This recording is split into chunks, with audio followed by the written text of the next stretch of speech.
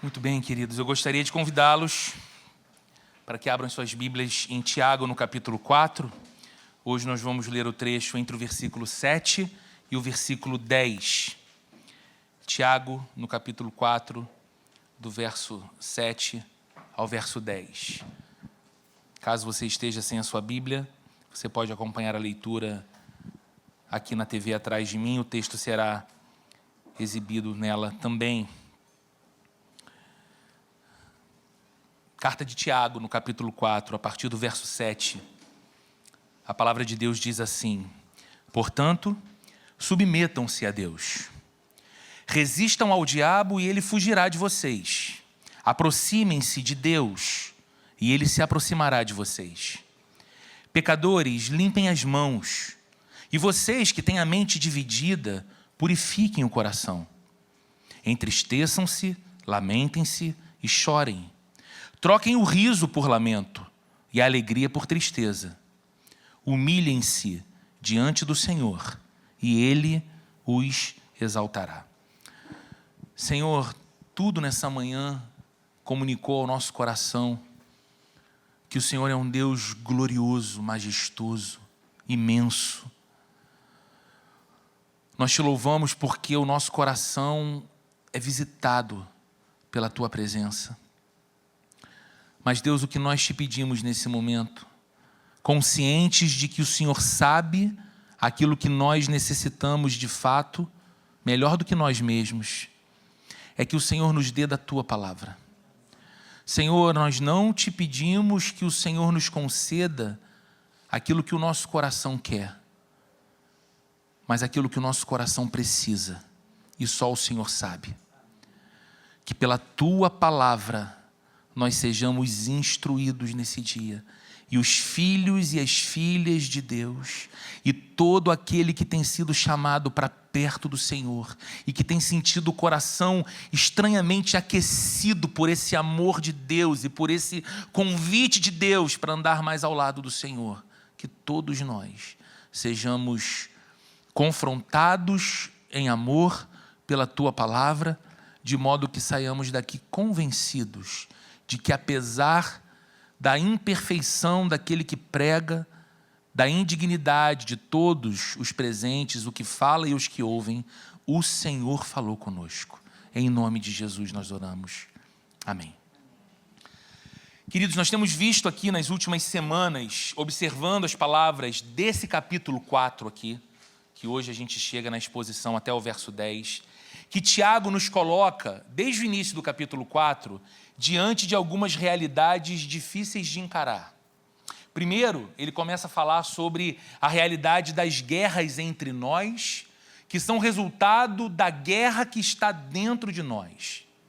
Ele diz que nós temos paixões descontroladas que guerreiam dentro do nosso coração, que nos fazem buscar um prazer onde Deus não está, que nos fazem acreditar na possibilidade de uma vida de significado e plenitude distante de Deus. E aí, como algumas pessoas também buscam pelas mesmas coisas que nós guerreamos com todo aquele que se coloca em nosso caminho e nos impede ou divide, rivaliza conosco na luta de alcançar aquilo que nós desejamos. Depois, Tiago fala sobre a realidade da nossa devoção dividida. Quando, de alguma forma, a gente tenta equilibrar numa mesma vida a amizade com Deus e a amizade com o mundo de costas para Deus, contrário a Deus. E Tiago vai dizer, vocês não percebem que a amizade do mundo significa inimizade com Deus? E agora, nesses versos que lemos nessa manhã, Tiago nos coloca diante de uma outra realidade, também difícil. A realidade da submissão. Em especial, da submissão espiritual. Ou seja, o que Tiago está tentando perguntar para os seus leitores e para nós hoje? Debaixo de qual poder, debaixo de qual autoridade nós vamos colocar a nossa vida?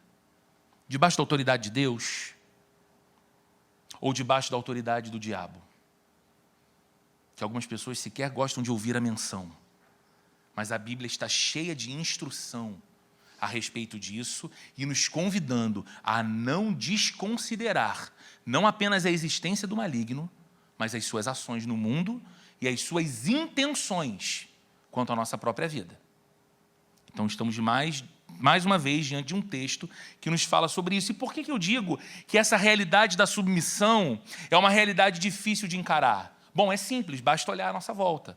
Basta olhar para o mundo e para a cultura em que nós vivemos e você vai observar como tantas pessoas em nossos dias estão dispostas a pagar, e a pagar caro, por treinamentos de formação que as ensinem a ser mais autoafirmativas.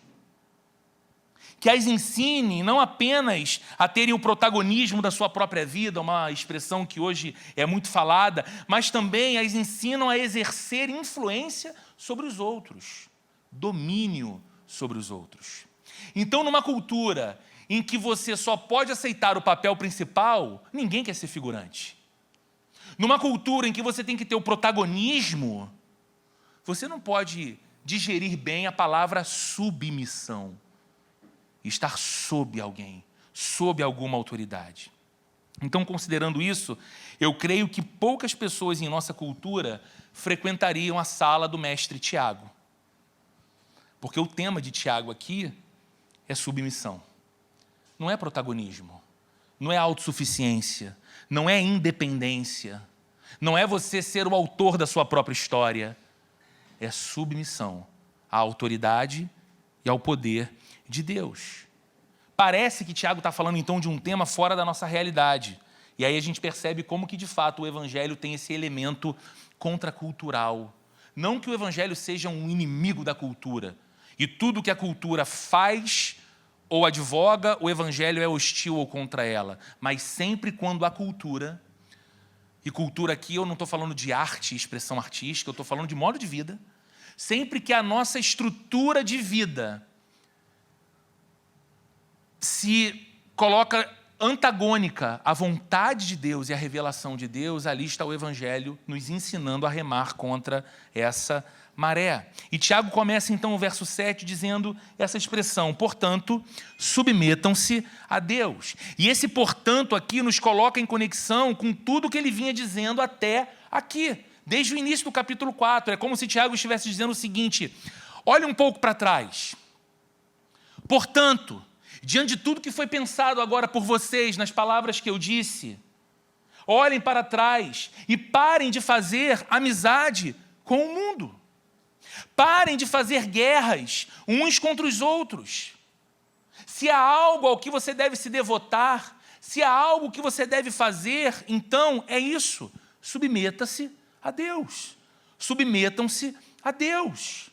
Portanto, já não façam mais guerras uns com os outros, nem alimentem as paixões idólatras no coração de vocês. Portanto, não cultivem amizade com o mundo que é inimigo de Deus, cultivem a sua amizade com Deus. E se há algo que vocês devem lutar para fazer, é isso. Submetam a vida e o coração de vocês a Deus. Vivam sob Deus. Vivam sob o amor de Deus. Vivam debaixo do cuidado de Deus. Vivam debaixo da graça de Deus. E aí, diante dessa solene convocação para uma vida que se coloca humildemente sob a autoridade de Deus, Tiago segue o texto e apresenta aos seus leitores e a nós 3 conselhos. 3 conselhos para os que querem se submeter a Deus nesse mundo de costas para Deus. 3 conselhos para aqueles que querem viver as suas vidas debaixo do amor, da graça e do cuidado de Deus, num mundo e numa cultura que despreza a Deus. E mais, 3 conselhos que, uma vez seguidos, têm o poder de mudar a nossa vida. O poder real de mudar a nossa vida. E aqui está o primeiro conselho, ele vai ser exposto aqui na tela também. O primeiro conselho de Tiago é esse, na verdade é um par de conselhos. Ele diz: resistam ao diabo e ele fugirá. Aproximem-se de Deus e ele se aproximará. O primeiro conselho.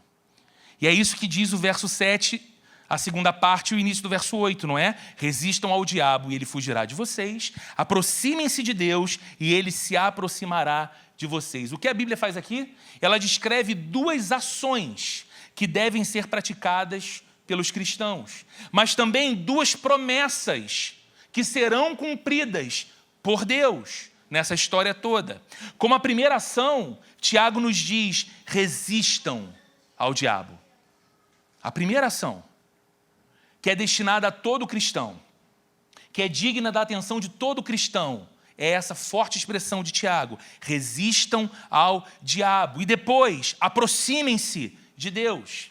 E essas 2 ações, elas não estão apenas ligadas uma à outra, como também uma explica a outra. Em outras palavras, você quer resistir ao diabo?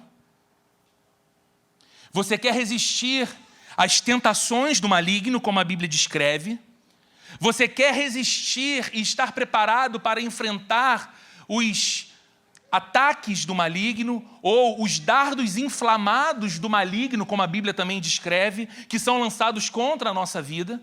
Você quer estar preparado para lidar com o aspecto de que a Bíblia diz que o inimigo está ao nosso derredor, rugindo como um leão, buscando a quem tragar? Você quer resistir ao diabo? É simples, diz Tiago. Não, você não precisa se matricular num seminário de batalha espiritual. Você não precisa participar de um congresso com preletores que conhecem toda a hierarquia do inferno para ensinar a você como militar contra cada tipo de autoridade, princípio ou potestade. Não, é algo mais simples do que isso. O que você deve fazer para resistir ao diabo é se aproximar do seu Deus. Dê as costas ao diabo e você estará face a face com Deus. Esteja face a face com Deus e você terá dado as costas ao diabo. Essa é a equação que Tiago apresenta para nós aqui. E há 2 promessas que resultam dessa ação. São elas: uma, o diabo fugirá de vocês; outra, Deus se aproximará de vocês. É muito interessante esse aspecto prático da Bíblia. Porque muitas vezes as pessoas dizem: eu estou passando por um tempo difícil e eu tenho me sentido muito oprimido. Eu tenho me sentido muito oprimida. Eu tenho percebido como se algo tivesse se levantado contra a minha vida, contra a minha casa, contra os meus filhos, contra o meu casamento. E sim, essa percepção é real. Você quer resistir ao que está acontecendo? E é tão interessante porque a Bíblia diz que de algumas tentações, algumas sugestões de pecado, nós fugimos. Mas quanto ao diabo, a Bíblia diz que nós resistimos. Quem foge é ele. E como ele foge? Quanto mais eu me aproximo de Deus. Quanto mais eu dou as costas para ele e me volto para a face de Deus. Veja, foi o que aconteceu com Jesus no deserto. Você conhece o texto? A Bíblia diz que Jesus foi levado ao Espírito Santo para o deserto para ser tentado pelo diabo. E passou ali, depois de 40 dias, jejuando e se consagrando, teve fome, teve sede, e é a oportunidade do tentador aparecer. E ele vem com toda a força contra Jesus. E o Senhor responde a cada sugestão maligna e resiste ao inimigo, e a Bíblia diz que ele parte em retirada, bate em retirada, foge de Jesus. Por essa mesma razão, porque Deus é um Deus que se aproxima quando nos voltamos para Ele, foi que Moisés disse algo tão belo e tão impactante ao povo de Israel enquanto eles ainda estavam no deserto. Tem um trecho de Deuteronômio, não vai ser exibido aqui, mas Deuteronômio no capítulo 4, verso 7, Moisés diz ao povo de Israel o seguinte: eles ainda estão no deserto. E Moisés diz assim: qual é a grande nação da terra que tem um Deus tão maravilhoso como o nosso, que se aproxima quando clamamos por socorro? Você sente o coração fraco? Você sente que a sua força não é suficiente para o momento que você atravessa? Que as ações e que o levante do inferno contra a sua vida tem sido grande? Que você se percebe a ponto de desfalecer? Qual é a receita da Bíblia? Aproxime-se de Deus clamando por socorro. E você verá, como disse Moisés, que Ele é um Deus maravilhoso que se aproxima de nós. Meus amigos, os falsos deuses desse mundo não funcionam assim. Qualquer divindade desse mundo vai barganhar com você, vai cobrar de você. Você quer que eu te abençoe? Você quer receber uma dádiva? Você quer o meu favor? Então primeiro você precisa sacrificar. Primeiro você precisa obedecer. Primeiro você precisa me agradar. Primeiro você precisa chamar a minha atenção. E aí talvez do lugar divino que eu me encontro, eu olharei para você e direi se serei favorável ou não. Deus não é assim. E mais, a promessa de Deus não é uma pequena dádiva. Não é nos dar uma pequena bênção, um pequeno presente. Ele não diz, eu vou enviar essa ou aquela bênção para você. Antes ele nos garante, se você clamar, eu mesmo irei até você. Aproximem-se de Deus e Ele se aproximará de vocês. Se você me buscar, eu me deixarei ser encontrado por você. Você entende o que a Bíblia está dizendo? Que Deus não apenas concede bênçãos. Ele é a maior de todas as bênçãos que se apresenta a nós. Quando o buscamos, Ele vem até nós. Ele se aproxima de nós. E quando Deus se aproxima de nós, o inimigo das nossas vidas bate em retirada para longe de nós. Primeiro conselho, que pode mudar a sua e a minha vida, à luz do que Tiago está escrevendo aqui, é esse: resistam ao diabo e ele vai fugir. Aproximem-se de Deus e ele vai chegar ainda mais perto de nós. Segundo conselho de Tiago: limpe as suas mãos e purifique o seu coração. Também é um outro par de conselhos. Limpe as suas mãos e purifique o seu coração. Segunda parte do verso 8, ele diz: pecadores, limpem as mãos. E vocês que têm a mente dividida, purifiquem o coração. O primeiro conselho, limpar as mãos, vem do culto do Antigo Testamento, quando as pessoas se lavavam antes da adoração. Sempre houve um entendimento, desde o início do relato das Escrituras, que a aproximação de Deus jamais deveria ser feita de qualquer modo, mas que exigia preparo, consagração. Então Tiago está aqui dizendo: pecadores, limpem as mãos. O segundo conselho, purifique o coração, vem das palavras do rei Davi. Davi já não falava sobre atos externos, visíveis, como o lavar das mãos apenas, mas já no Antigo Testamento apontava para a importância da pureza do coração. Você vai se aproximar de Deus.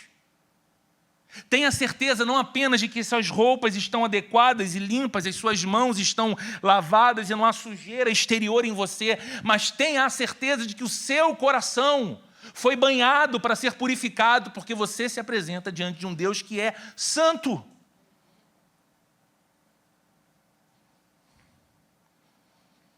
Em outras palavras, Tiago está dizendo a nós: vocês querem se submeter a Deus, vocês querem se aproximar de Deus, entendam, é necessário preparação. E essa é uma consciência que tem nos escapado muito, gente.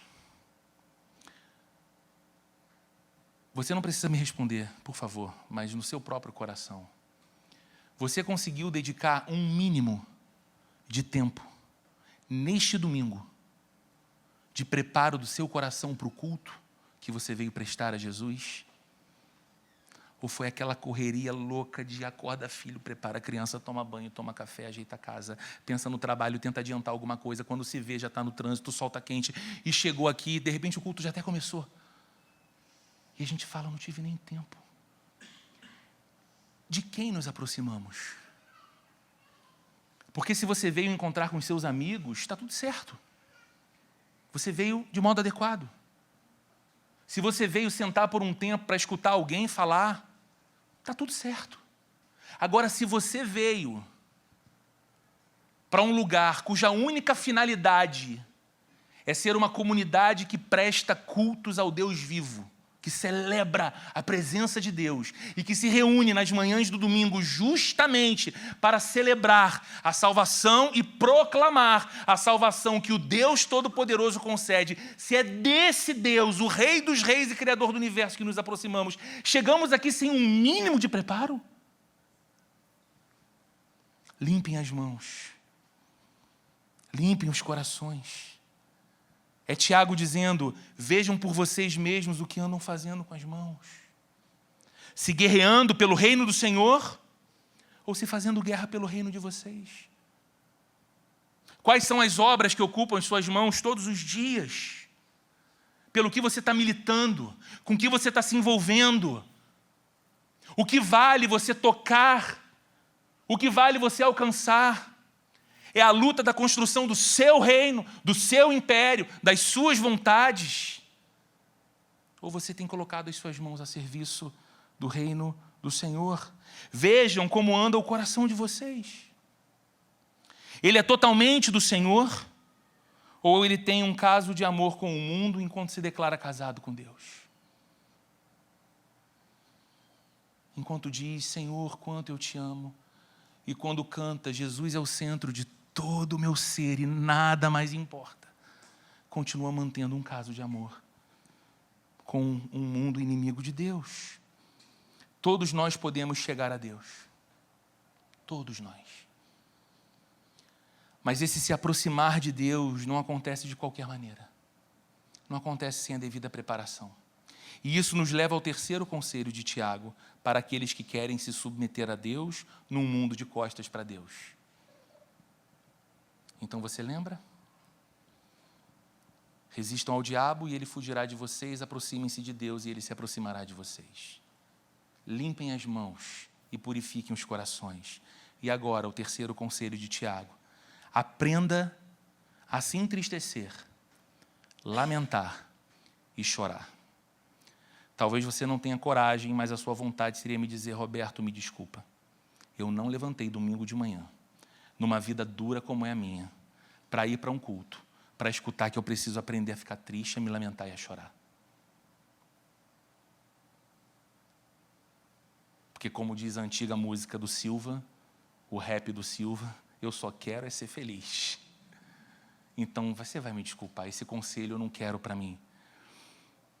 Ele diz no verso 9, entristeçam-se, lamentem-se e chorem. Troquem o riso de vocês por lamento e a alegria por tristeza.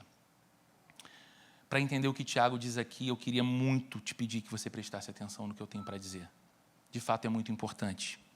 O cristianismo nos proporciona alegrias profundas. Eu não tenho nenhuma dúvida disso. Mais do que qualquer alegria que esse mundo é capaz de nos dar. A nossa vida com Jesus nos oferece maior. Isso porque a fé cristã, através de Jesus, nos coloca em comunhão com o próprio Deus. E nos permite, pela graça, chamar o Deus Todo-Poderoso, Santo, Criador do Universo, de Pai e de amigo. Não há alegria maior do que isso, do que essa. Não há. Não há alegria maior do que perceber-se perdoado de seus pecados. Não há alegria maior do que se perceber liberto pela graça de Jesus da condenação do pecado. Não há alegria maior do que saber que você pode se aproximar de Deus todos os dias e que se você orar, Ele te ouve, Ele te responde e Ele te acolhe como um filho que Ele ama eternamente. Não há alegria maior do que isso, contudo. Há momentos na vida cristã em que chorar se torna não apenas apropriado, como esperado. De modo que não chorar é que seria um grave erro. Há momentos da vida cristã em que o que é cabido é lamento, tristeza e lágrimas. E você sabe do que eu estou me referindo. Eu falo com relação aos pecados. Você se lembra o que Pedro fez, o apóstolo Pedro, depois de negar Jesus por 3 vezes? A gente conhece o texto, não é? Jesus alertou a Pedro antecipadamente que ele iria negá-lo por 3 vezes. E é exatamente o que acontece. Em 3 situações, muito próximas uma da outra, Pedro é inquirido. Pedro é questionado, Pedro é desafiado, você é um deles, você estava com ele, você também pertencia ao grupo dele, e ele nega as 3 vezes. Mas o que acontece depois que ele nega Jesus 3 vezes? Ele sai, aproveita a ocasião da data e vai para o happy hour do Outback de Jerusalém bater papo com os amigos. Ele volta para os afazeres da sua vida. Preparar a rede da pesca, cuidar do barco, porque amanhã cedo tem trabalho. Como se tudo estivesse bem. Ele dá as costas para o que havia feito, simplesmente dizendo, olha, vacilei, mas não foi tão relevante. Afinal de contas, Deus há de me perdoar, Ele sabe que eu não passo de um humano. Foi alguma dessas coisas que Pedro fez? Não foi o que aconteceu. Lucas, no seu evangelho, registra que Pedro saiu daquele lugar, a casa de um sumo sacerdote, e por causa do seu pecado, diz a Bíblia, Pedro chorou amargamente. Ele tem a possibilidade de olhar nos olhos de Jesus depois de negá-lo por 3 vezes. E ele chora amargamente. E sempre que eu leio esse texto, eu tento pensar o que Pedro pensou.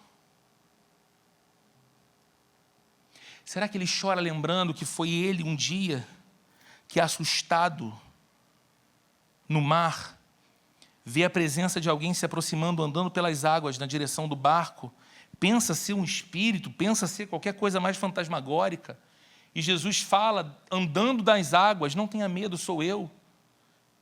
E aí Pedro, num rompante que a gente não consegue entender exatamente por que ele faz, ele diz, Senhor, se és tu, manda-me ir contigo sobre as águas. E ele ouve Jesus falando, venha. E enquanto ele sai do barco, olhando para aquela pessoa que ele queria acreditar ser Jesus, mas ainda duvidava, ele coloca o pé para o lado de fora e aquilo que é água se torna firme como o chão. E ele consegue ficar de pé e dar alguns passos até que ele percebe que é na água que ele está. E que o mar estava revolto e ele começa a afundar e clama por Jesus, que o socorre e o coloca de novo no barco. E agora Pedro chora dizendo, eu o neguei. Será que Pedro chorou lembrando de todas as vezes que ele disse, Senhor, eu te amo tanto, que eu estou pronto para ir contigo para onde for, e até a morte se for necessário, por ti eu dou a minha vida, e agora ele chora amargamente porque ele fugiu como um covarde. E as 3 vezes que foi inquirido, dizendo, claro, você estava com ele, você era um deles, ele disse, eu nem sei quem é esse homem. E agora ele chora dizendo, como eu neguei. O cristianismo autêntico nos apresenta, sem sombra de dúvidas, as maiores alegrias da vida. Experiências arrebatadoras. Mas não há cristianismo verdadeiro sem lágrimas de tristeza e de arrependimento por nossos pecados. Não há. E a gente chora pouco. E a gente lamenta pouco o nosso pecado. Depois dos 3 conselhos, Tiago volta para a exortação lá do início do verso 7, só que agora no verso 10. Ele diz, humilhem-se diante do Senhor, e Ele os exaltará. Humilhem-se diante do Senhor é a mesma coisa de submetam-se a Deus, lá do verso 7. Só que agora ele traz uma promessa. Humilhem-se diante do Senhor e o próprio Deus irá exaltar vocês. Coloquem-se debaixo do poder e da autoridade de Deus, e o próprio Deus cuidará da exaltação de vocês. Olha que coisa bonita, gente. Sabe aquilo que os homens vivem a lutar para ter? Por isso fazem guerra, por isso cobiçam, por isso machucam, por isso matam. Tudo para se sentirem importantes, tudo para serem exaltados, notados, reconhecidos, destacados. Deus está dizendo por meio de Tiago, vocês não precisam trabalhar por isso. Se ocupem com a humildade dependente.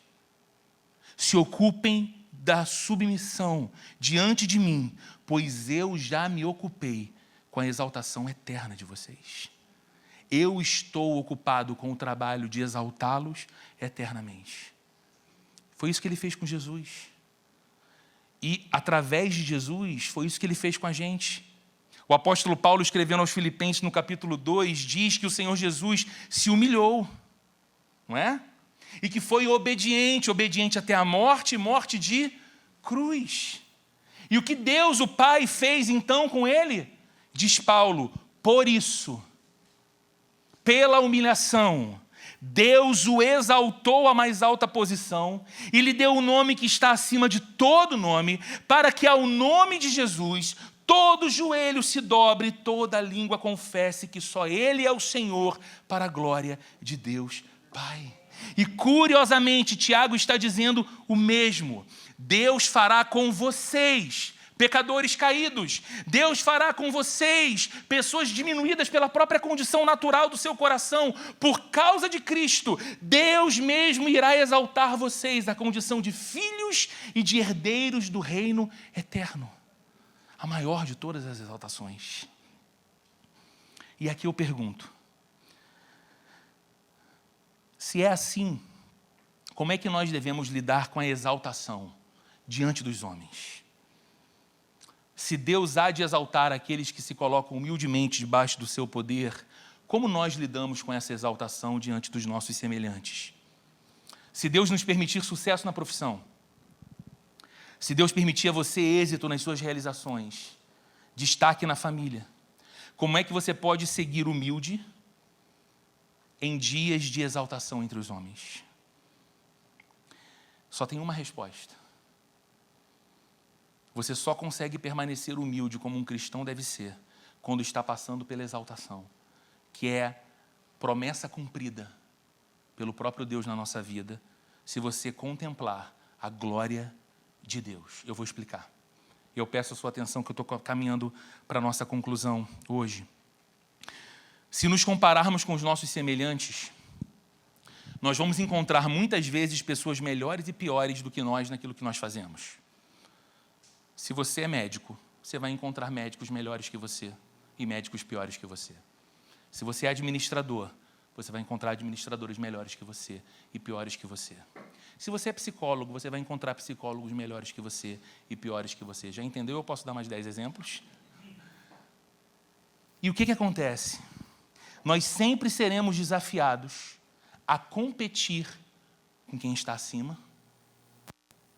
E nós sempre seremos tentados a, de alguma medida, diminuir e nos exaltar sobre quem está embaixo.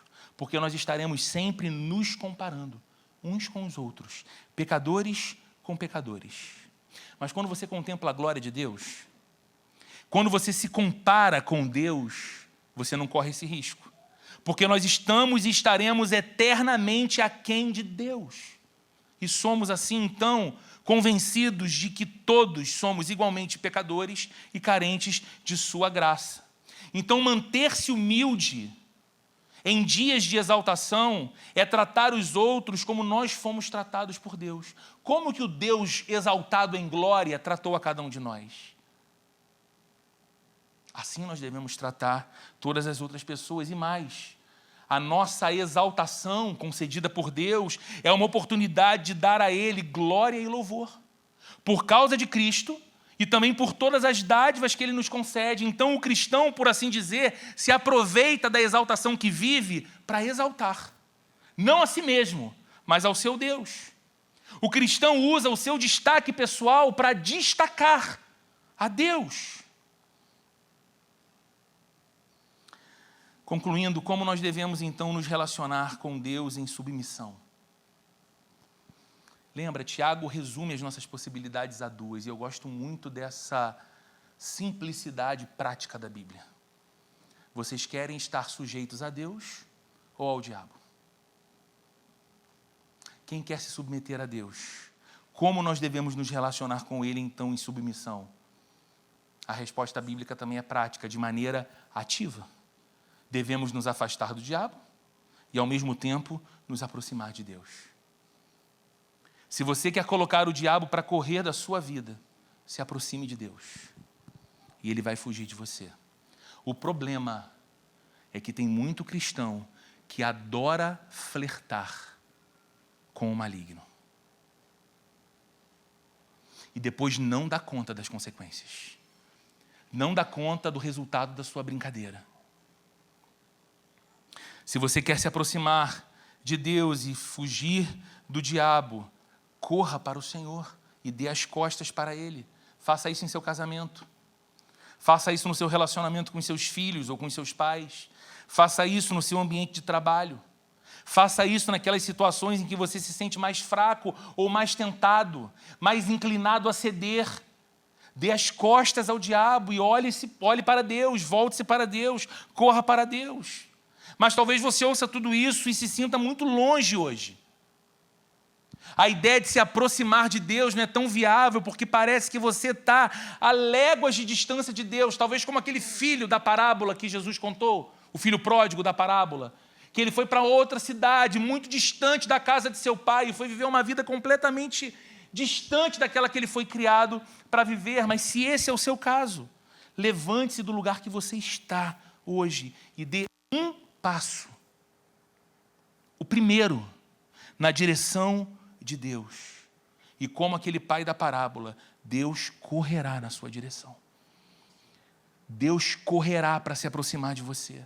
Mas lembre-se que isso não é de qualquer jeito. Não é só porque você pode andar, ou porque você é muito valioso, ou porque o seu pecado não importa tanto assim para Deus, não. Paulo, escrevendo aos Efésios, nos diz lá no capítulo 2, vocês estavam longe, mas por causa do sangue de Cristo, vocês foram aproximados do Pai. Lembra, há um preço que possibilitou você se aproximar de Deus, e esse preço é o sangue de Jesus, que nós celebramos hoje aqui na ceia. Daí, meus irmãos, eu tenho que pedir algo a vocês. Eu peço desculpa pelo horário um pouquinho avançado, mas eu preciso dizer isso a vocês. Não façam pouco caso dos privilégios que vocês receberam em Cristo. Não faz pouco caso disso. Nós podemos chamar o Criador e o Juiz de toda a terra de Pai. Pai. Nós podemos adentrar na presença dEle com confiança todas as manhãs, sabendo que não seremos rejeitados. Nós podemos ouvir a sua voz nos falando do seu amor e do seu caráter sempre que quisermos. Então, não negligencie a bênção da aproximação. O convite da Bíblia é: aproximem-se de Deus. E isso é possível por causa da obra de Jesus que celebramos hoje na ceia. Não negligencie a bênção da aproximação. Leia a palavra de Deus e entre na presença de Deus em oração todos os dias.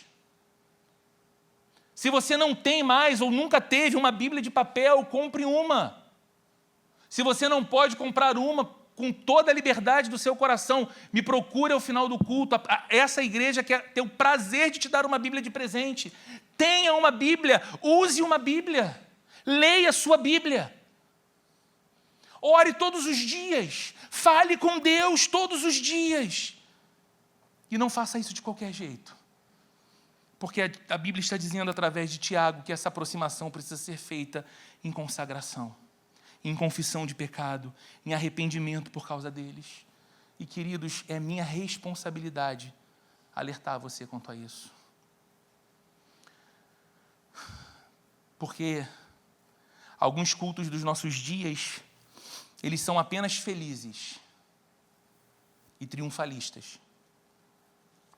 Você entra e tudo ali dentro é preparado para que você tenha uma experiência que tira você da realidade temporal dos seus problemas e você tem ali um input de felicidade, prazer e alegria, e você saia dali se sentindo muito, muito, muito bem. Cultos que celebram pessoas, personalidades, conquistas humanas. E as pessoas saem dos auditórios lotados sorrindo, umas para as outras, radiantes consigo mesmas, em paz consigo mesmas, mas poucas vezes pessoas deixam os cultos chorando, em arrependimento por seus pecados, que as faz responder ao amor de Deus com indiferença. As faz responder com indiferença ao grande amor de Deus. Pelo que você chora na vida? O que faz você chorar? A perda de um título do seu time de futebol? Aquela nota baixa que te trouxe um prejuízo grande? Não ter sido aprovado naquele concurso que você se preparou tanto para ele? Alguma bênção que você esperava muito receber e simplesmente não recebeu? São por essas coisas que as suas lágrimas são destinadas. Quando foi a última vez que você derramou lágrimas diante de Deus por causa do seu pecado? Quando foi a última vez que você chorou porque você não é parecido com Jesus? Qual foi a última vez que você chorou porque você estava com saudade de Deus? E você disse, Senhor, eu não sei o que aconteceu com a comunhão que eu tinha contigo algum tempo atrás, mas ela mudou. E meu coração está seco, meu coração está árido. E eu sinto saudade do Senhor. Peça a Deus o dom das lágrimas. Peça a Deus a capacidade de desejá-lo mais do que qualquer outra coisa na sua vida. Se alegre muito no Senhor, mas aprenda a chorar também. Atente para os conselhos de Tiago e siga essas placas sinalizadoras que ele coloca aqui diante de nós. E você verá o diabo correndo para longe, Deus cada vez mais perto e a sua vida mudada para sempre. Vamos orar? Senhor, esse é um tema tão sério. Tantas vezes nós somos tão ignorantes quanto ao mundo espiritual. Tantas vezes nós somos tão infantis na nossa percepção das coisas. Olhamos para o mundo a partir daquilo que os nossos olhos podem perceber, mas há tanta coisa que a gente não vê. Há uma realidade de um mundo espiritual que a gente não consegue contemplar. E, Senhor, nós não vivemos, como diz a Tua própria palavra, em guerra uns contra os outros. Não deveríamos viver, porque a nossa luta, como diz a Tua palavra, não é contra a carne ou contra sangue, mas contra principados e potestades. Mas como temos sido soldados indolentes, Senhor. Como temos sido relapsos com as armas desse combate. Como temos sido descuidados com a vigília da nossa própria vida. Senhor, como temos sido presas fáceis para as investidas do maligno. Mas o que nós te pedimos hoje é a força do Teu Espírito para vivermos aquilo que por nós mesmos a gente não consegue. Então o Espírito Santo nos ensina a resistir ao diabo e vê-lo fugindo para longe de nós. Nos leva, Espírito Santo, pelo sangue de Jesus derramado na cruz, à aproximação do nosso amado Deus. Nos leva a estar mais face a face com o Senhor. Como hoje, enquanto adorávamos aqui, Senhor, e a ministração clamava por isso, por um coração avivado, pelo Espírito derramado em profusão sobre nós. Meu Deus, que seja assim, nessa comunidade de fé, em nossas vidas e em nossas famílias. Deus, gente, discípulos de Jesus, uma igreja sensível ao Espírito Santo, alerta quanto às realidades espirituais e pronta para resistir ao maligno e se aproximar do Senhor. Ensina-nos, Senhor, a termos preparo para nos aproximarmos de Ti, mãos limpas e coração puro. E ajuda-nos, Senhor. Por favor, Senhor, ajuda-nos a ter e a cultivar no coração, não uma tristeza humana que nos deprime, mas a tristeza segundo Deus, que nos faz lamentar o nosso pecado, a nossa não santidade, mas são lágrimas que não são derramadas em vão, são derramadas na presença do Deus que as enxuga e nos leva a uma vida de santificação e consagração. Ajuda-nos, Pai. Ajuda-nos, Senhor, a vivermos o verdadeiro cristianismo, segundo a Tua palavra, para a Tua glória, em nome de Jesus.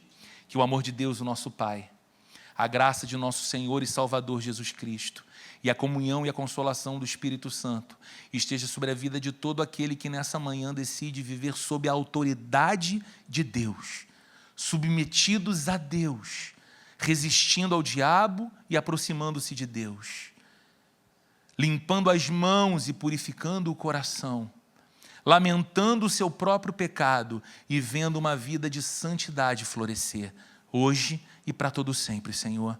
Amém e amém. Que Deus abençoe muito você.